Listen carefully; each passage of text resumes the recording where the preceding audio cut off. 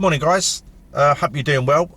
This is my 10,000 mile update on Beverly. Now I'll show you in a moment some footage where I actually passed the 10,000 mile mark, and I'll do a walk around of the vehicle externally, so I can actually show you how her fabulous bodywork is handling, or has handled, I should say, those 10,000 miles. There's no major scratches or light scratches on the bodywork, apart from a few when I've actually washed her. They're very, very fine and they buff out with wax. On the front of the bumper, there's little tiny stone like indents. They're not chips because it's a plastic bumper set up like it is on most vehicles. But there's no scratches or stone chips actually on the top of the bonnet area, which is metal. Which is really, really good. And there's a few little pits on the rear, like diffuser, kind of like bumper area, but you can't see them unless you're right up and close. So I'll do a walk around first, and I'll overlay that on the video so you can actually see me going around. And then I'll do a interior shot and show you how Beverly's interiors handled those 10,000 miles. And then I'll do a very, very quick like front tire inspection for you guys, so you can actually see how the shoulders are actually wearing, considering we've got a huge amount of roundabouts in the town where I work, so it's always over on that side. The shoulders are actually wearing really, really well, as is the actual main tread of those Dunlop EC300. So yeah, really, really good job Dunlop for those tires. Anyway, so let's focus on like the 10,000 miles and what's it shown me so far.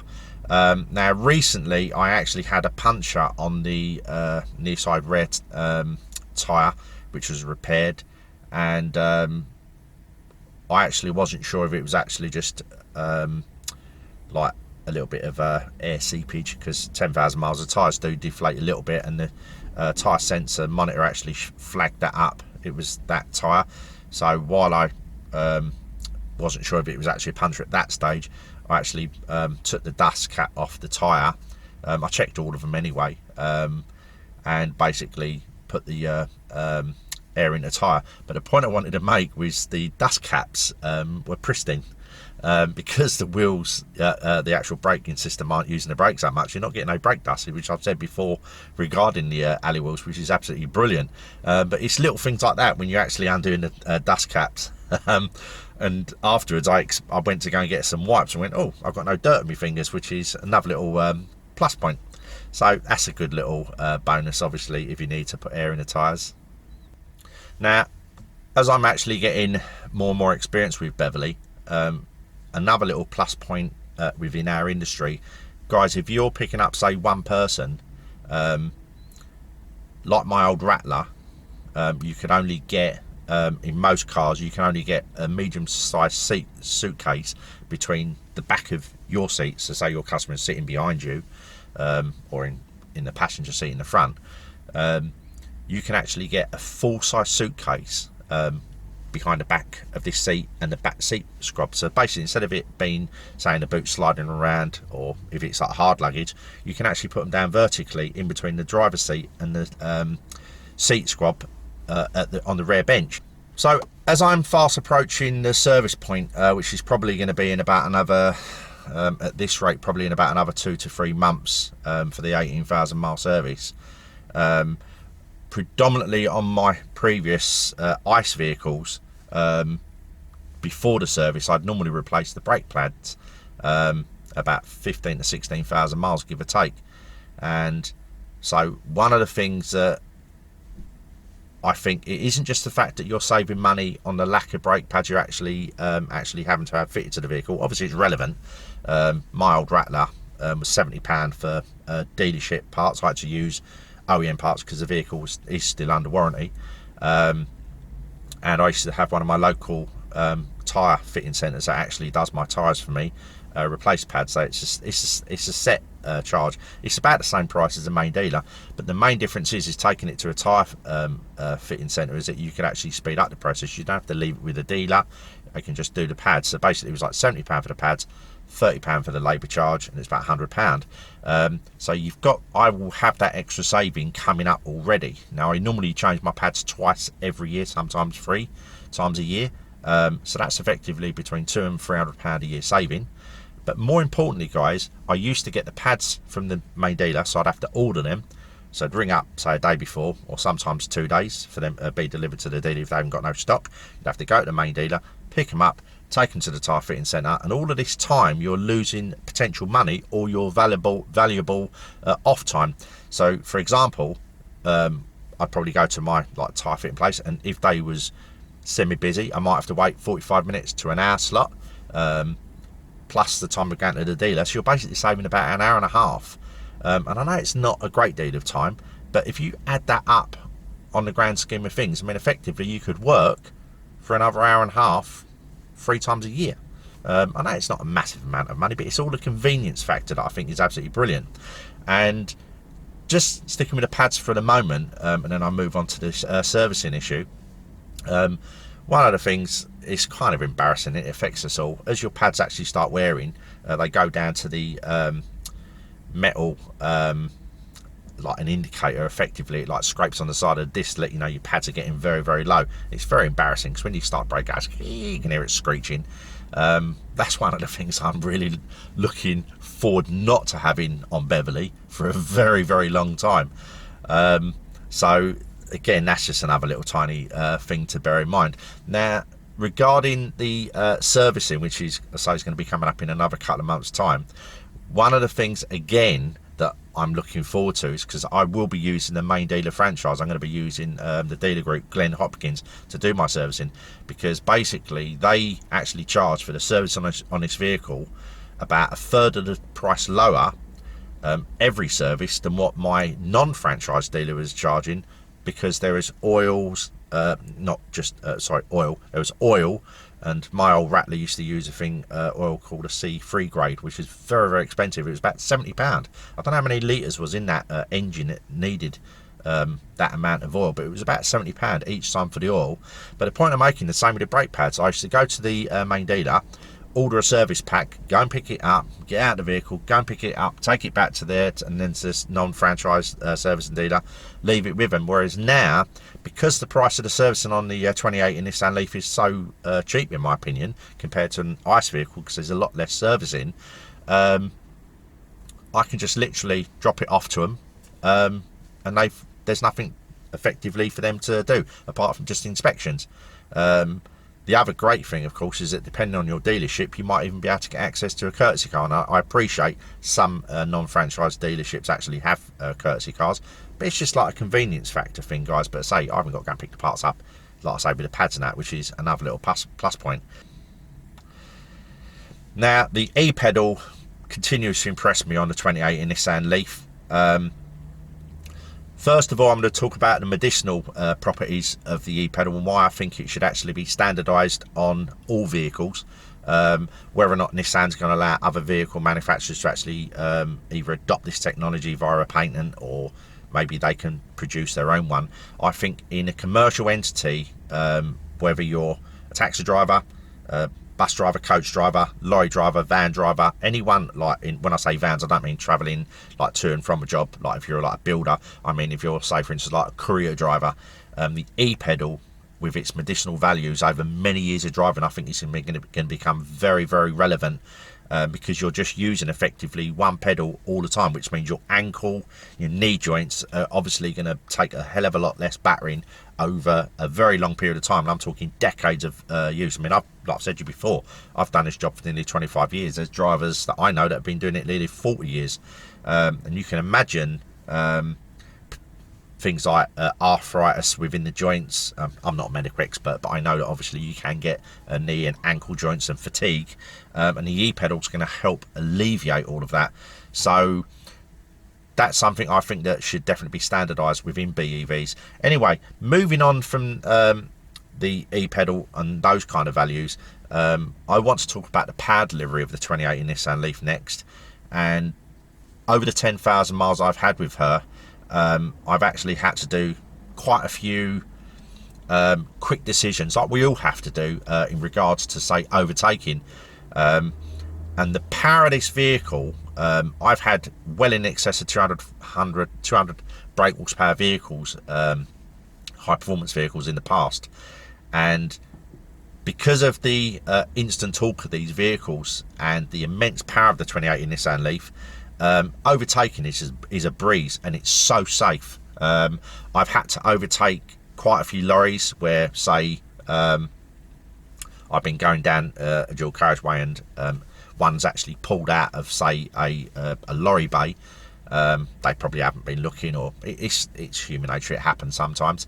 And you just have to make that quick snap decision. Now, because of the lack of the gearbox and the instant torque of the 2018 Nissan Leaf, overtaking is phenomenally safe and so quick. I appreciate there's a fun factor there when you just want to have some fun, like I've done in my e-pedal video months ago. But in terms of safety and that instant throttle response, you can literally make a very, very quick decision and literally utilize that to great effect, which is obviously going to enhance your safety as well as your passengers' safety if those circumstances ever come to a fore. Now, along with the e-pedal and the immense overtaking power within this vehicle, the other item that, like I've mentioned many times over, and it's one of my favourite things on the 2018 Nissan Leaf, is the steering. Can't emphasise it enough as I'm doing more and more miles with her. Absolutely love this steering. There's just not any particular times when I'm actually using it that it's actually stressed. Like if you're doing low speeds, it's nice and relaxing to use. When you want to have a bit of fun, you got that extra like feel and meatiness in the steering when you're going into bends. It's just absolutely phenomenal. And if you're thinking about buying a 2018 Nissan Leaf, a short test drive isn't enough personally. It's a shame they don't do the 4-day tests like they used to, because I think you really need to get a good few miles use and experience with the steering to appreciate how good this system is. Now, moving on from that, I just wanted to mention about the build quality. Now, 10,000 miles isn't a great deal of miles, truth be told, in the grand scheme of things. If you're new to this channel, my plan is to do 200,000 miles in Beverly. So effectively every 10,000 miles I'm going to be doing a 10,000 mile update. Now, like I say, 10,000 miles isn't a great deal of miles, but the build quality is still superb. There's no creaks, rattles, groans. There's been a little tiny few pips in the headlining when the temperatures have actually plummeted and it's rocketed up into the mid-20s here in the UK. You get that in all cars, so that's just something that it goes. So don't think about worrying there's a problem in the headlining. Every vehicle I've ever owned does that. But I'm just talking about the actual general solidity of the build. Everything just works flawlessly. I've had no major issues with the software of the vehicle. Okay, the lighting, as you'll see in a video I'll incorporate into this 10,000 mile update, is still going to be an issue. It's not a major biggie. When it goes in for its service, I'll get the servicing agent Glenn Hopkins to actually have a look at the sensor. The sensor, I think, is faulty on this vehicle because it's been broad daylight, and I mean the sun. I'm talking about the sun is everywhere, and it just won't turn off. You have to physically turn the vehicle off and restart it, and then it clears it. But it's done that since I've had it, so that's the only real, if you want to call, electrical or issue with the vehicle. Seat obviously withstanding, but that's not a build issue, that's just the actual design of the seat. But I say, I've been really impressed. All the doors are really solid, got a lovely clunk to them. The rear doors are a little bit so I say tinny when you close them. The front seem very solid. It's I don't know what it is. I don't know, maybe they're just designed differently. I don't know what it is. The rear hatch is lovely. Not had any problems with any of the controls, apart from, like I mentioned before, you can't actually turn the lights off, which is, you know, the sensor might cure that if it's replaced, and I think it does need replacing because I've never had one like this.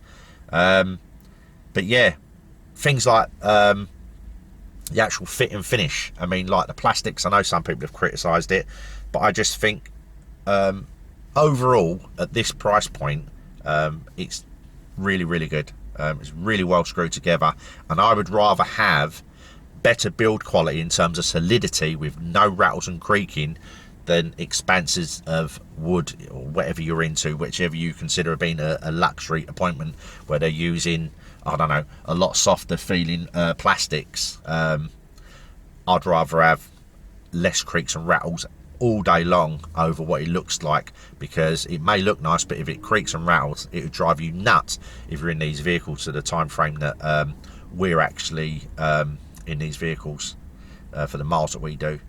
So to sum up the 10,000 mile update, 2 words if I had to describe the 2018 Nissan Leaf would be smooth and consistent. Now, when I say smooth, there's been much talked about regarding the smooth ride, the smooth power delivery, the smooth steering, but also the consistency of all of the above. Steering continues to impress, like I've said, absolutely phenomenally. The ride is so silky smooth, I'd say generally. Very, very well damped at absorbing a lot of items that are thrown at the 2018 Nissan Leaf, which is going to be a great boon for taxi drivers and private hire drivers alike. And just general smoothness of the controls. And although it's been talked about before regarding the state of mind that these vehicles put you in, I think all of those features I've just described and many more that I haven't are so beneficial for us as private hire and taxi drivers the world over. You will not, if you haven't drove one of these vehicles for an extended period of time, you will not appreciate how good these vehicles have put you into that state of mind. It's thoroughly relaxing. Shifts that you probably done before, I do 7 days a week, as I've said many times over, just melt away, along with all of the other issues out on the road. And I've never drove a vehicle that's actually put me into that state of mind since I've started driving, period. And that can't be overestimated in terms of the benefits it's going to bring to our industry, along obviously with the e-pedal. Anyway guys, I hope you enjoyed the 10,000 mile update, and here's to hoping that the next hopefully planned 20 well 19 after this one 10,000 mile updates are as good to report on. There's obviously going to be problems along the way, all vehicles have problems, but it'd be interesting to see how these BEVs stack up compared to our old Rattlers and the petrol variants obviously. Anyway guys, I hope you are having a good day, and I will speak to you guys soon. Bye for now.